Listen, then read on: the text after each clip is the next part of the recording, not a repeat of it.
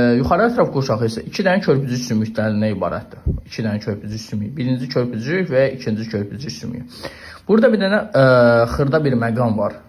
Nəydən ibarətdir o? Tez-tez düşən suallardan biridir. Deyir, körpücük sümükləri neçə sümüklə birləşmə əmələ gətirir? Körpücük sümükləri desə əgər, baxın, birinci körpücük sümüyü arxadan bir dənə kürəyə birləşib, öndən döş sümüyünə birləşib. Düzdür? Yenə digər körpücük sümüyü arxadan kürəyə birləşib, öndən döş sümüyünə birləşib. Bax, bunu müşahidə edə bilirsiniz də, düzdür? Deməli, əgər körpücük sümükləri neçə sümüklə birləşib desə, biz deyəcəyik 3 sümüklə birləşib. Əgər desək körpücük sümüyü, diqqətli olun, neçə sümüklə birləşib? Biz deyəcəyik 2. Nəyə görə? Körpücük sümüyü dediyinə görə hər körpücük sümüyü bir dənə arxadan kürəyə birləşir, öndən isə döş sümüyünə birləşmiş olur. Aydın oldu? Uşaqlar çətinliyi var? Mənə elə gəlir ki, yoxdur.